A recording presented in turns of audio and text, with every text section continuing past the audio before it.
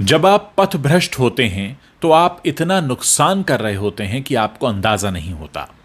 गोदी मीडिया के एंकर्स के साथ भी कुछ ऐसा ही हुआ है। मैं बात कर रहा हूं अंजना ओम कश्यप के उस हालिया बयान की जिसके बारे में कहा जा रहा है कि वो उन्होंने सुधीर चौधरी पर सीधा निशाना साध दिया है। आप जानते ही हैं कि सुधीर चौधरी का नाम उस वक्त भी सुर्खियों में आया था जब उन्होंने गुलाबी नोट में चिप होने की बात कही थी।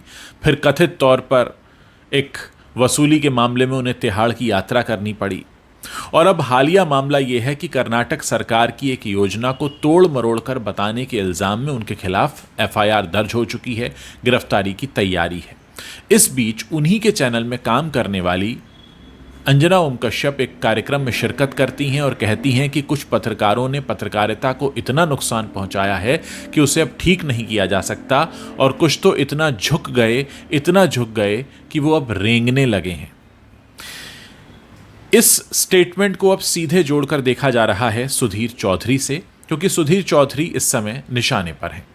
एक और बात जो यहां पर समझनी होगी वो ये कि जब सुधीर चौधरी के खिलाफ एफआईआर हुई तो उनके चैनल में काम करने वाली अंजना ओम कश्यप का कोई भी ट्वीट या कोई भी मैसेज उनके सपोर्ट में सामने नहीं आया। हालांकि टाइम्स नवभारत में काम करने वाले सुशांत सिन्हा ने ज़रूर उनके समर्थन में ट्वीट किया, जबकि वो उनके ऑर्गेनाइजेशन में काम नहीं करते हैं।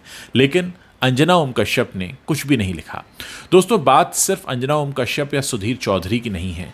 बात यह है कि न्यूज़ इंडस्ट्री में भी अब एक नई तरह की पॉलिटिक्स खेली जा रही है।